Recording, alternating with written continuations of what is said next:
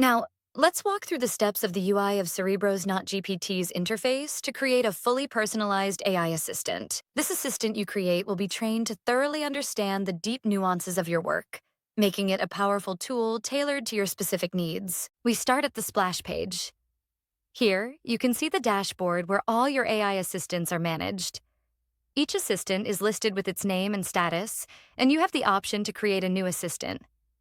This is your central hub for accessing and organizing your personalized AI assistants. The first step in personalizing your assistant is to upload work examples. By this, we mean completed works like reports, documents, invoices, etc. Whatever completed works that you send out as the final products of your job. Upload as many as possible and select ones that best represent your style and expertise.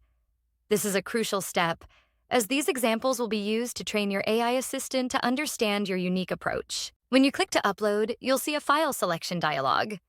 Here you can choose the documents or files you want to use as work examples. Simply select the relevant files and click Open to begin the upload process. Alternatively, just drag and drop the files in the last screen shown. After uploading your initial files, you have the option to upload more work examples or to proceed to the next step. Now, moving into personalization step 2, this is where we focus on prompts and responses, or questions and answers. Here, you'll have a blank form to add an example of a prompt you may give me and the response you would want me to give you in return.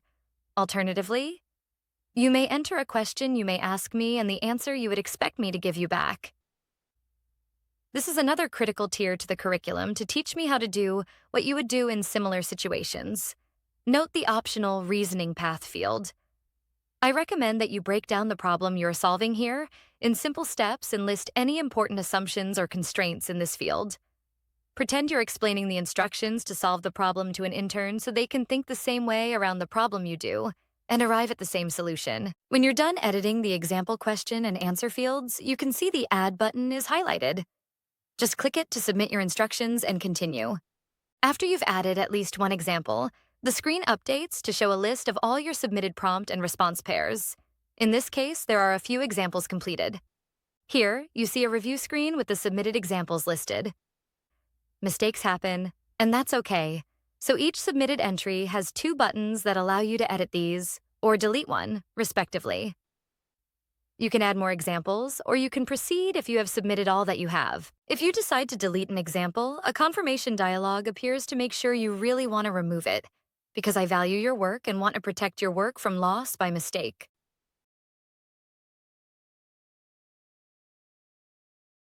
Likewise, if you click Add another example, I guide you back to the same blank form to enter another. If you click the Edit button on one of these saved examples, I will guide you back to the same form, where you can edit the entry. If you click Done Adding Examples, I will guide you to Personalization Step 3, where you can upload examples of your communication threads.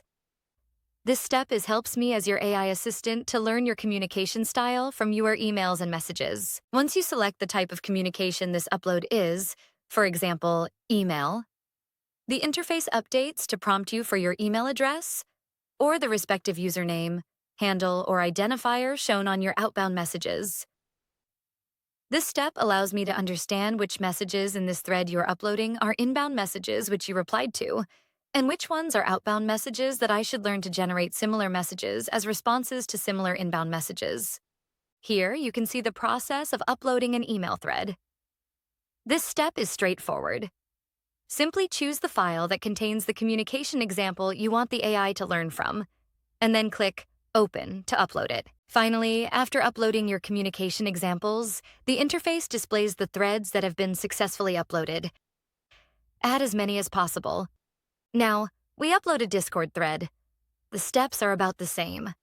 Select the option for a Discord thread, enter your Discord username or handle instead of email address, and upload a text, Word, or PDF of the conversation.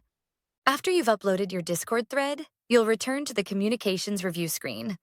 Here, you can see a list of all the communication threads you've uploaded so far, regardless of type. With your communication examples uploaded, we now move to Step 4, uploading your reference materials. On this screen, you're prompted to add any references you use to do your job, such as manuals, company policies, SOPs, standards, law books, etc.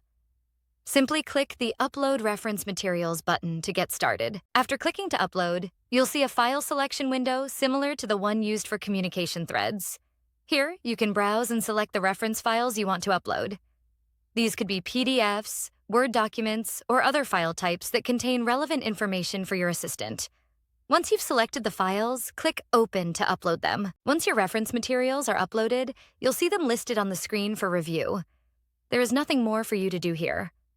This completes the reference upload step, ensuring your AI assistant has all the background information it needs to provide accurate and helpful responses. Now that we've uploaded our references, the next step is a final review of the synthetic instruct samples that I created to help me learn how to better do the work you do. On this screen, you'll see a summary of all the synthetic instruct samples that have been generated based on the data you provided. Each sample includes a generated prompt that should be similar to one you may ask me, and an AI-generated response. Scan through and ensure that the responses are accurate, the questions are relevant, and the tasks are aligned with your expectations. If you notice anything that needs improved or removed, you may edit or delete any of these the same as the ones you submitted in Step 2. Once you've completed your review and are happy with the instruct samples, you'll move on to the final step: training your AI assistant. This confirmation screen summarizes the 5 stages of the training curriculum to fully personalize your AI assistant.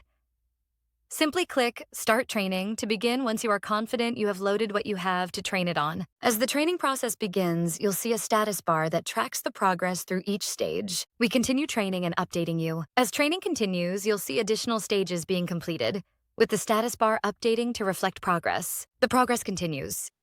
As we advance to the next stage, the status bar updates to reflect that we're now in stage 5. Once all the training steps are finished, you'll see a success message across the board. With training complete, you're taken to the home screen of your new assistant.